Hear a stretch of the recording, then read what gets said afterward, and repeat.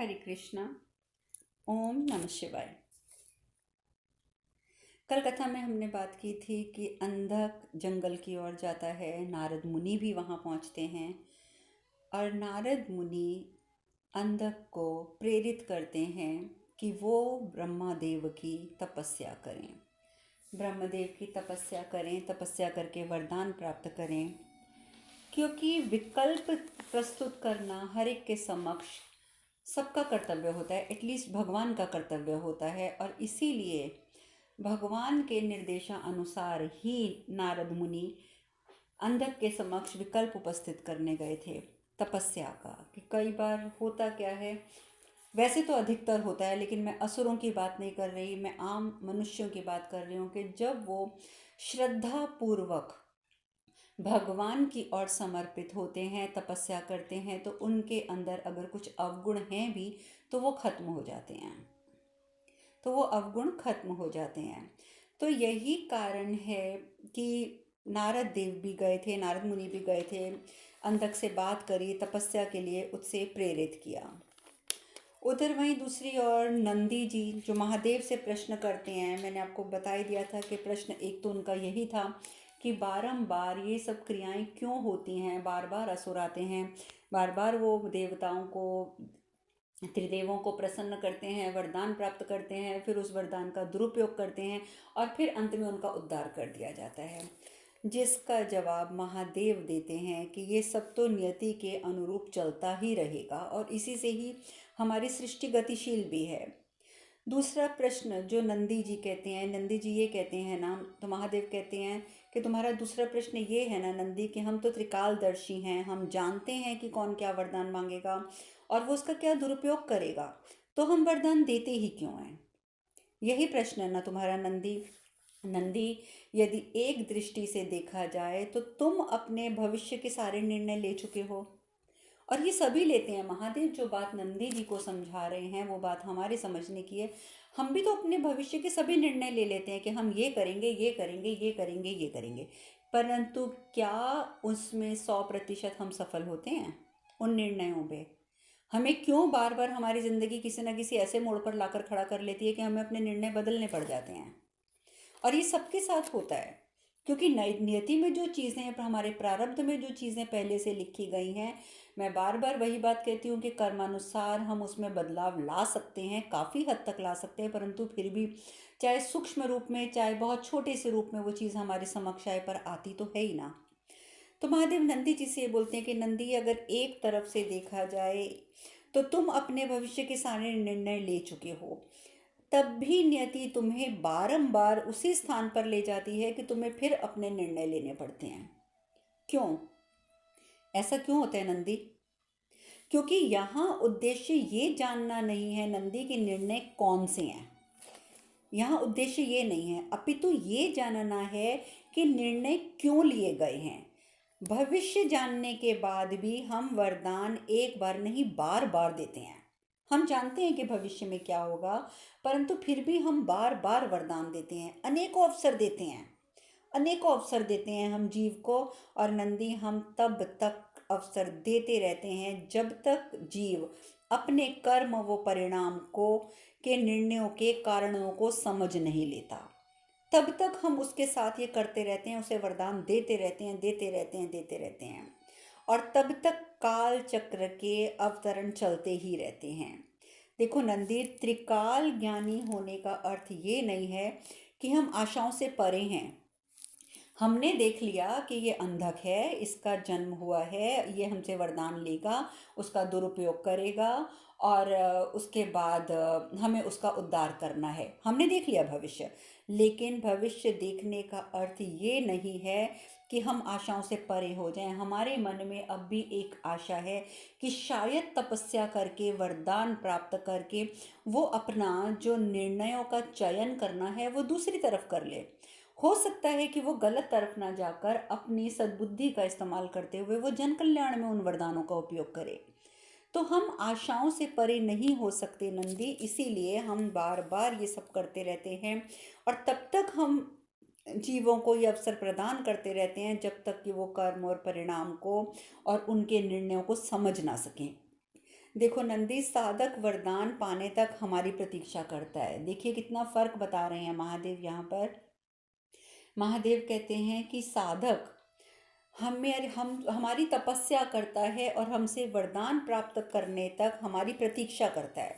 और हम यानी कि त्रिदेव और हम देवतागण, हम वरदान देकर प्रतीक्षा करते हैं कि वो अब समझेगा, अब समझेगा, वो अब तो समझेगा। देखिए, हम कहाँ से बड़े हो गए साधक बनकर या तपस्या कर कर। हमने तो प्रतीक्षा करी, प्रभु आए, वरदान दिया, बात खत्म, भगवान की प्रतीक्षा खत्म। लेकिन भगवान को देखिए हमारी कितनी प्रतीक्षा रहती है।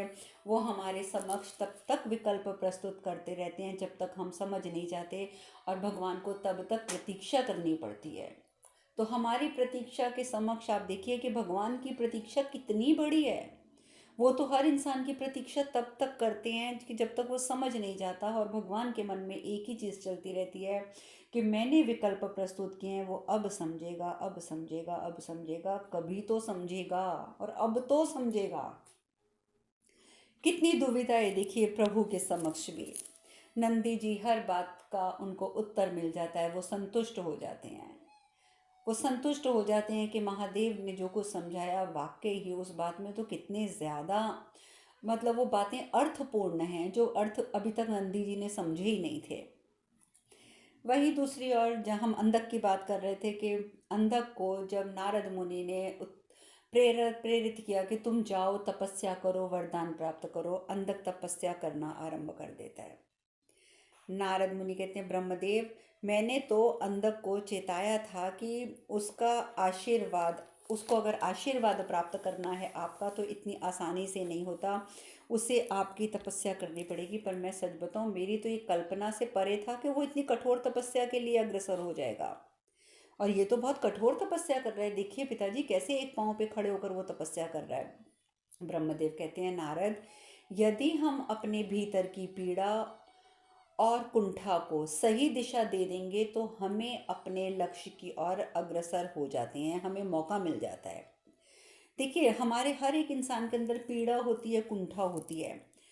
अब यहाँ पर भी बात आ गई चयन की, कि एक व्यक्ति पीड़ित होकर, कुंठित होकर आपसे प्रतिशोध लेने के लिए अग्रसर हो जाता है, वहीं दूसरा व्यक्ति अपनी पीड़ा, अपनी कुंठा को सही दिशा देकर अपने एक अच्छे लक्ष्य की ओर अग्रसर हो जाता है। तो दोनों का चयन अपना अपना है, चुनाव अपना अपना है।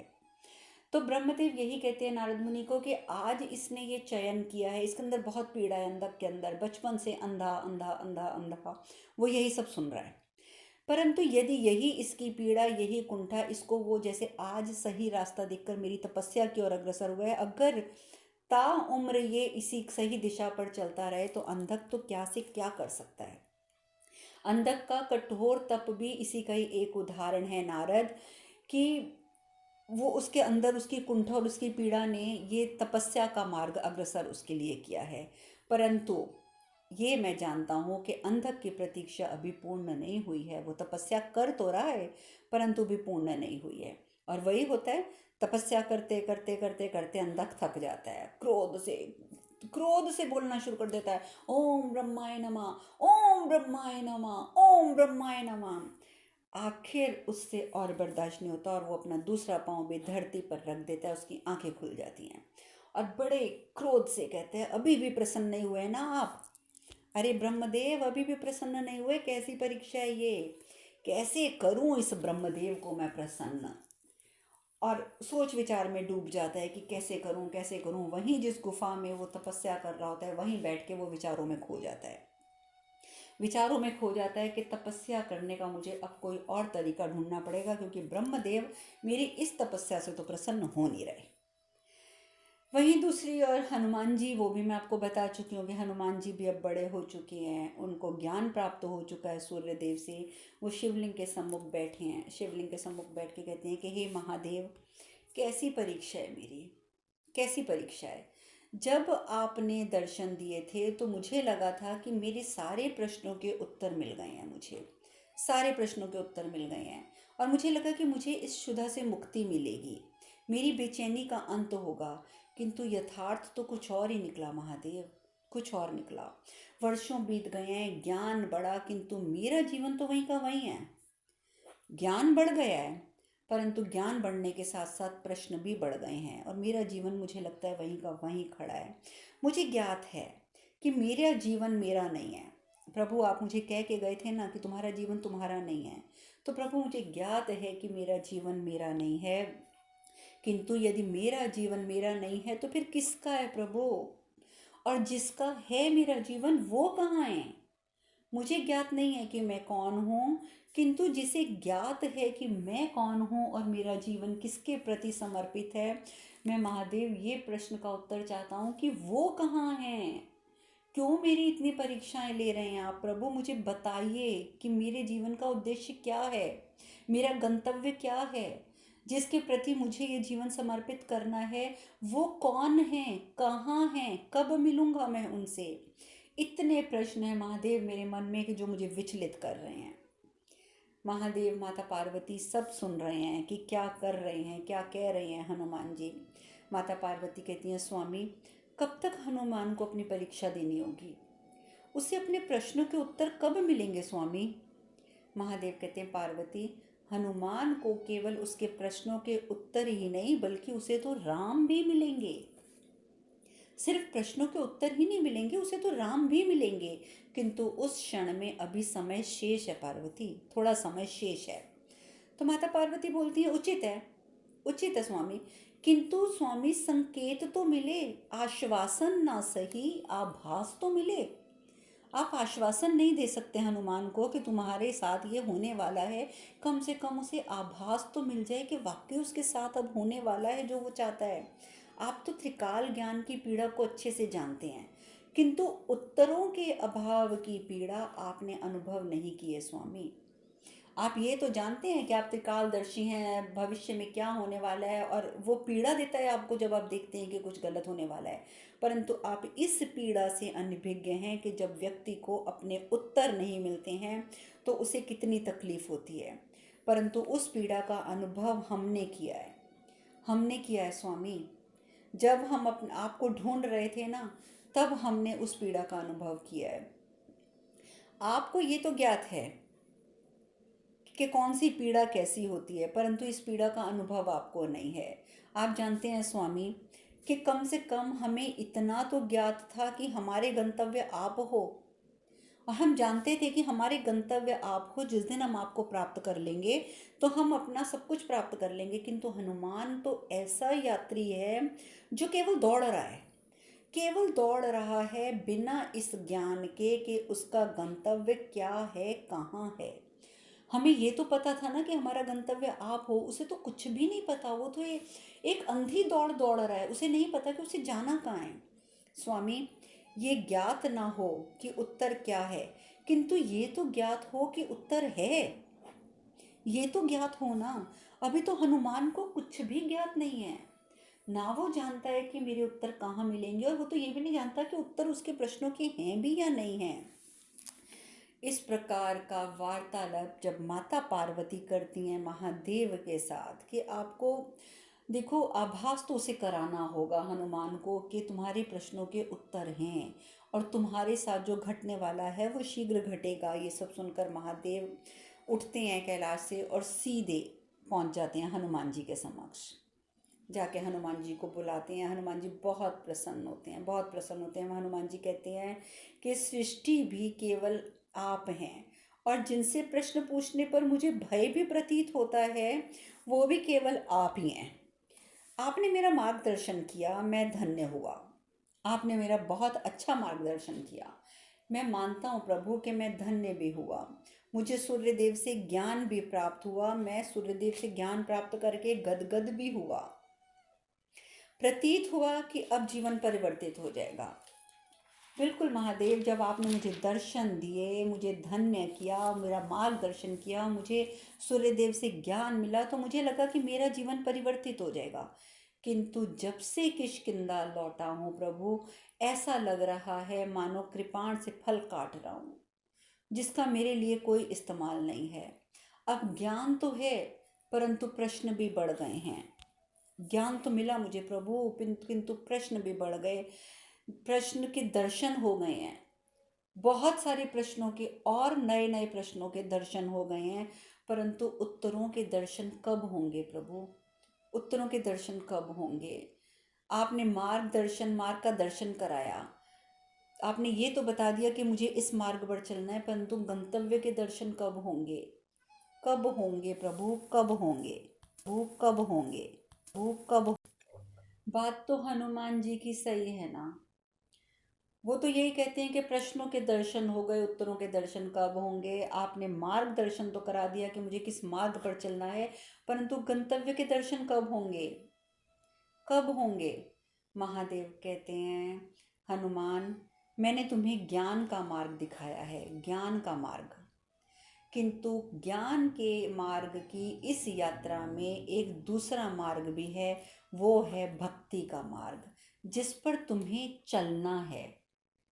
अभी मैंने तुम्हें ज्ञान का मार्ग दिखाया था ताकि तुम ज्ञान प्राप्त कर सको, परंतु अब मैं तुम्हें भक्ति का मार्ग दिखाना चाहता हूँ, जिस पर तुम्हें चलना है। और भक्ति का मार्ग मैं तुम्हें सिर्फ कह रहा हूँ कि तुम्हारा जो अगला मार्ग होगा वो भक्ति का मार्ग होगा। और भक्ति के मार्ग में मार्गदर्शन नहीं होता है हनुमान, मार्गदर्शन नहीं होता है, वहाँ तो केवल अपने आराध्य के दर्शन होते हैं। देखिए, ज्ञान के मार्ग में मार्गदर्शन होता है, परंतु महादेव कहते हैं कि भक्ति के मार्ग में मार्गदर्शन नहीं होता है, अपितु वहाँ पर तो अपने आराध्य के दर्शन होते हैं। वहाँ पर व्याकुलता नहीं होती है हनुमान, उन्माद होता है। और जब आराध्य को देखकर भक्त दौड़ता है तो मार्ग स्वयं प्रशस्त हो जाता है हनुमान, स्वयं प्रशस्त हो जाता है। उसके लिए किसी को उसके मार्गदर्शन करने की जरूरत नहीं पड़ती है। जब तुम दौड़ोगे ना अपने आराध्य को देखकर, तो मार्ग प्रशस्त स्वयं हो जाएगा। एक दिन तुम्हें भक्ति के मार्ग पर ले जाने के लिए आएगा, एक दिन कोई आएगा जो तुम्हें भक्ति का मार्ग दिखाएगा, और वही तुम्हारा गंतव्य होगा हनुमान, वही तुम्हारा गंतव्य होगा। और जिस क्षण तुम्हें तुम्हारे गंतव्य के दर्शन होंगे, उसी क्षण तुम्हें अनुभव होगा हनुमान कि उत्तर तो तुम्हारे सहयात्री थे, प्रश्न तुम्हारे सहयात्री नहीं थे, उत्तर तुम्हारे सहयात्री थे। धैर्य रखो हनुमान, धैर्य रखो। जिस समाधान की तुम्हें प्रतीक्षा है ना, उस समाधान को भी तुम्हारी प्रतीक्षा है, तुम्हारी प्रतीक्षा उस समाधान को भी है। जैसे ही ये सब कुछ हनुमान जी सुनते हैं, वो प्रसन्न हो जाते हैं कि अर्थात मेरा गंतव्य भी है और मेरा गंतव्य मुझे प्राप्त भी होने वाला है। वो तुरंत आंखें बंद करके नतमस्तक हो जाते हैं, गंतव्य एकदम नतमस्तक हो जाते हैं और कहते हैं कि हे मेरे गंतव्य, हे मेरे प्रभु, तत्पर हूँ आपके दर्शन के लिए, आपके तत्पर दर्शन के लिए मैं तत्पर हूँ। अब मैं प्रति क्षण केवल आपकी प्रतीक्षा में जीवित हूँ। शीघ्र आइए प्रभु, आप जो भी हैं, जहाँ भी हैं, आप शीघ्र आइए। आप जहाँ हैं, कहीं पर भी हैं, मैं तो यही जानकर तृप्त हूँ कि आप हैं। अब तो मैं यही जानकर तृप्त हो गया हूँ कि आप हैं। परंतु प्रभु, आप जो भी हैं, जहाँ भी हैं, अब आप आइए। अब तो मेरे प्रति क्षण मैं सिर्फ आपकी प्रतीक्षा करूँगा। और नतमस्तक होकर इस प्रकार से हनुमान अपने प्रभु यानी अपने इष्ट यानी कि अपने श्री राम को पुकारते हैं, और उसी समय महादेव वहाँ से प्रस्थान कर जाते हैं। महादेव वहाँ से प्रस्थान करते हैं। अब हम थोड़ी सी बात करते हैं अयोध्या की, क्योंकि हनुमान जी के गंतव्य तो श्री राम है ना, श्री राम है। तो जब श्री राम गंतव्य हैं तो गंतव्य उन तक स्वयं पहुँचेंगे, यानी श्री राम ने तो हनुमान तक स्वयं पहुँचना है, तो अयोध्या की चर्चा तो आवश्यक है। अयोध्या में दशरथ महाराज अपने गुरुदेव से कहते हैं, गुरुदेव यानी गुरु वशिष्ठ, गुरुदेव आपकी अनुमति हो तो क्या हम इस शुभ समाचार की उद्घोषणा कर सकते हैं? वशिष्ठ जी कहते हैं, शुभस्य शीघ्रम, कि जल्दी से करिए, शुभ सूचनाओं को तो जल्दी से जल्दी उन कार्यों को कर लेना चाहिए।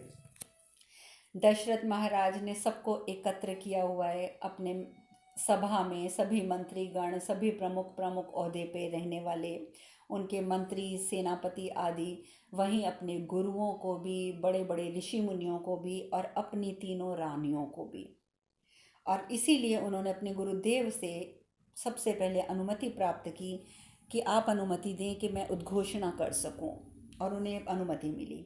दशरथ महाराज कहते हैं, अयोध्या नरेश दशरथ, अत्यंत गर्व के साथ ये घोषणा करता हूँ कि कल प्रातः मेरे ज्येष्ठ पुत्र के राज्याभिषेक समारोह का आयोजन होगा और इसी के साथ रघुकुल का संपूर्ण राज्यभार मैं अपने पुत्र राम को समर्पित करूंगा। जैसे ही ये उद्घोषणा महाराज दशरथ करते हैं, चारों ओर प्रसन्नता की लहर दौड़ पड़ती है। तीनों रानियां प्रसन्न, सारे सभी लोग जो उपस्थित थे उस सभा में सभी प्रसन्न, केवल मंथरा को छोड़कर। एक बस मंथरा प्रसन्न नहीं थी, अपितु सब प्रसन्न थे। महाराज दशरथ कहते हैं अपने मंत्री से, सुमंत जी, हम चाहते हैं कि जो शुभ समाचार आप राज्य की समस्त प्रजा तक पहुंचाएं, समस्त प्रजा तक। सुमंत जी बहुत प्रसन्न होते हैं, कहते हैं ये तो मेरा सौभाग्य होगा महाराज कि मैं जन जन तक ये समाचार पहुंचाऊं। वो उसी समय एक, जैसे आप जानते हैं कि ढोल नगाड़ों के द्वारा सूचित किया जाता था राज्य में, पूरे राज्य में ये ढिंढोरा पीटा दिया जाता है कि कल सुबह राम का राज्याभिषेक होगा और आप सभी सादर आमंत्रित हैं। इस प्रकार से पूरे राज्य में खबर फैल जाती है कि कल राम जी का राज्याभिषेक है।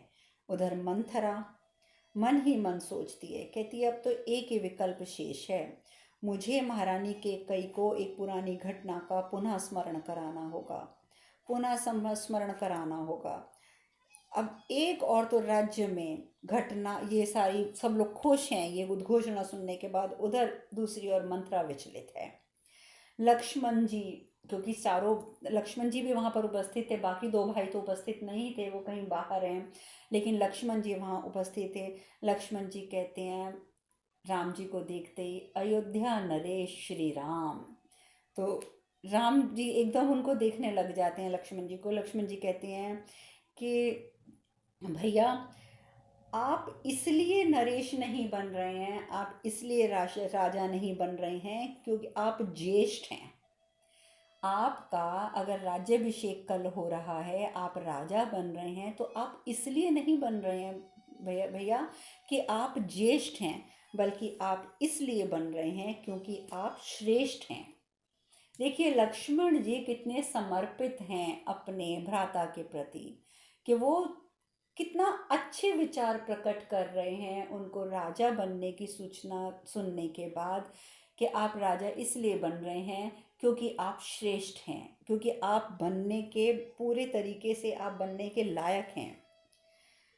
उधर महादेव माता पार्वती को बताते हैं कि देखो पार्वती, देखा तुमने, अब तो उद्घोषणा हो गई है कि कल राम का राज्याभिषेक होगा। माता पार्वती कहती हैं, राम का राज्याभिषेक सुनकर ही कितने परम सुख की अनुभूति होती है ना स्वामी, कितने परम सुख की अनुभूति होती है। परंतु जैसे ही वो महादेव की ओर देखती हैं तो कहती हैं, क्या हुआ स्वामी, आप प्रसन्न नहीं हैं क्या? नारायण का राज्याभिषेक होगा उनके मनुष्य अवतार में, तो क्या आप ये सुनकर प्रसन्न नहीं हैं? तभी वहाँ पर सभी देवता गण आ जाती हैं, ब्रह्मा जी, माता सरस्वती भी आ जाती हैं। इंद्रदेव आते ही कहते हैं, माता, नारायण के मानवावतार में उनके राज्याभिषेक के शुभ समाचार से हम सभी देवता बहुत प्रसन्न हैं, और इस शुभ घड़ी पर हम सभी आपको शुभकामनाएं देने आए हैं। आप और प्रभु हमारी शुभकामनाएं स्वीकार कीजिए। तो सब लोग इस प्रकार से जो हैं शुभकामनाएं देते हैं, सारे देवतागण जितने भी होते हैं। परंतु इंद्रदेव को लगता है कि हम शुभकामनाएं तो दे रहे हैं, परंतु ना तो ब्रह्मा जी प्रसन्न है, ना ही महादेव प्रसन्न है। इंद्रदेव कहते हैं कि इस आगामी राज्याभिषेक से आप दोनों प्रसन्न नहीं लग रहे हैं, क्या कारण है? तो ब्रह्मा जी कहते हैं कि राम का इस समय राज्याभिषेक, अर्थात ये क्या शुभ समाचार है इंद्र? क्या लगता है देवराज इंद्र आपको कि क्या ये शुभ समाचार है इस समय? तो इंद्रदेव कुछ समझ नहीं पाते। भगवान शिव भी कहते हैं कि राम का अयोध्या नरेश बनना उसके उसके उद्देश्य से पृथक कर देगा, राम को राम के असली उद्देश्य से पृथक कर देगा राम का राजा बनना। तो माता पार्वती बोलती हैं कि यदि राम के विषय में हम किसी तथ्य से परिचित हैं ना प्रभु, तो वो ये है कि वो अपने उद्देश्य से, अपने दायित्व से कभी पृथक नहीं हो सकते। वो अपने दायित्वों को भली भांति समझते हैं। महादेव कहते हैं ये सत्य है पार्वती, तुम जो कह रही हो ये सत्य है, किंतु यही समस्या भी है। ये जो सत्य है ना कि राम अपने दायित्व से कभी पृथक नहीं हो सकते, वो अच्छे से समझते हैं, ये एक सत्य भी है, परंतु पार्वती ये समस्या भी है। राम मर्यादा पुरुषोत्तम है, ये तो सब जानते हैं कि वो मर्यादा पुरुषोत्तम है, और वो अपने प्रत्येक दायित्व को पूर्ण करना अपना कर्तव्य मानते हैं। और अतः यदि वो अयोध्या नरेश का दायित्व स्वीकार करते हैं, अगर वो राजा बन जाते हैं राम और अयोध्या नरेश का दायित्व स्वीकार करते हैं, तो उनका समस्त जीवन इसी दायित्व की पूर्ति को समर्पित हो जाएगा कि मैं राजा हूँ, अब राजा के जो कर्तव्य हैं मैंने तो वही पूरे करने हैं। और इस कारणवश वो अपने परम उद्देश्य से, परम जो उनका उद्देश्य है उससे वो पृथक हो जाएंगे, यानी कि रावण के अंत के मार्ग से वो पृथक हो जाएंगे। मैं ये समझाना चाहता हूँ पार्वती कि राजा बनना इस समय राम के लिए उचित नहीं है, क्योंकि वो इतने मर्यादा पुरुषोत्तम है कि वो अपने राजा बनने के दायित्व को तो पूर्ण रूप से निभा देंगे, परंतु इस उद्देश्य से पृथक हो जाएंगे कि उन्होंने रावण का वध करना है। ब्रह्मदेव कहते हैं देवराज इंद्र, रावण का अंत तो आप भी चाहते हैं। यदि नारायण सुख से अयोध्या में स्थापित हो जाएंगे तो रावण का अंत कैसे होगा? रावण का अंत करने वो बिना किसी कारण से लंका क्यों जाएंगे और रावण का अंत क्यों करेंगे? तो रावण तो रह गया ना अपनी अपनी दुष्टता फैलाने के लिए जीवित, और जिस उद्देश्य की पूर्ति हेतु मानवावतार लिया नारायण ने, वो तो पीछे छूट जाएगा। इंद्रदेव जब ये सब बातें सुनते हैं तो कहते हैं कि ये तो हमने सोचा ही नहीं था ब्रह्मदेव, आप सत्य कह रहे हैं। अब तो हमारा एक ही कर्तव्य बनता है इस राज्याभिषेक को रोकना, किंतु कैसे? राज्याभिषेक को हम रोकें भी तो कैसे? ब्रह्मदेव उसी समय देवी सरस्वती की ओर देखते हैं और कहते हैं देवी सरस्वती, चिरकाल से स्मृति के महत्वपूर्ण चरणों में आपने किसी न किसी की जिह्वा पर वास किया है, और इस बार भी किसी की बुद्धि को दिशा देनी होगी। आपको किसी की बुद्धि को दिशा देनी होगी, तभी ये राज्याभिषेक रुकेगा। इंद्रदेव समझ जाते हैं कि ब्रह्मदेव का इशारा किस ओर है। वो भी कहते हैं जी देवी, बिल्कुल सत्य कह रहे हैं ब्रह्मदेव। जिस प्रकार से आपने कुंभकर्ण की बुद्धि को ध्वस्त किया था, उसकी बुद्धि को ध्वस्त किया था, आप उसकी जिह्वा पर जाकर सवार हो गई थी और उसने इंद्रासन के स्थान पर निद्रासन का वरदान मांग लिया था। इसी प्रकार आप पुनः हम पर दया करें देवी, आप हम पर पुनः दया करें, क्योंकि आपकी कृपा के बिना अब ये जो नारायण का उद्देश्य है ये पूर्ण नहीं हो पाएगा। माता सरस्वती कहती हैं देवराज, हम आपकी दुविधा को समझ सकते हैं, बिल्कुल समझ सकते हैं, किंतु हम ज्ञान की देवी हैं, ज्ञान की देवी। नारायण के राज्याभिषेक के शुभ अवसर पर, जबकि ये बहुत शुभ अवसर है, हम किसी की बुद्धि भ्रष्ट कैसे कर सकते हैं? कैसे कर सकते हैं किसी की बुद्धि भ्रष्ट? ये तो शुभ अवसर है, और इस समय किसी की बुद्धि भ्रष्ट करना हमारे सिद्धांतों के विरुद्ध है, तो हम ये कैसे करें? इंद्रदेव कहते हैं कि आपका कथन ठीक है, आपका कथन है कि आप ज्ञान की देवी हैं, और इस अवसर पर आप किसी की बुद्धि भ्रष्ट नहीं करेंगी, तो हम सभी देवताओं का उद्देश्य इस समय किसी की बुद्धि भ्रष्ट करना नहीं है, हमारा उद्देश्य तो है राज्याभिषेक को रोकना। तो ऐसा भी तो हो सकता है ना देवी कि आप इस कार्य हेतु आपको किसी की बुद्धि भ्रष्ट करनी ही ना पड़े। कदाचित अयोध्या में किसी की बुद्धि तो ऐसी है ही जिसे केवल उचित निर्णय की आवश्यकता है, इतना तो आप कर सकती हैं ना देवी? ब्रह्मदेव कहते हैं देवी सरस्वती, ये कार्य तो अत्यंत महत्वपूर्ण है, इसमें तो किसी की बुद्धि भ्रष्ट करनी नहीं है, और इसे आप अवश्य पूर्ण करेंगी, और इसे आप पूर्ण करेंगी, और भविष्य में इस कार्य के लिए सदैव आपका स्मरण भी किया जाएगा देवी, सदैव आपका स्मरण किया जाएगा। और इस प्रकार से देवी सरस्वती के लिए एक पूरी योजना का निर्माण हो जाता है। अब आगे की चर्चा कल। आज यहीं पे विश्राम लेंगे। हरे कृष्ण कृष्ण कृष्ण हरे हरे, हरे राम राम राम हरे हरे। आप सब खुश रहें, सुखी रहें, स्वस्थ रहें। हरे कृष्णा। ओम नमः शिवाय, ओम नमः शिवाय, ओम नमः शिवाय, ओम नमः शिवाय, ओम नमः शिवाय।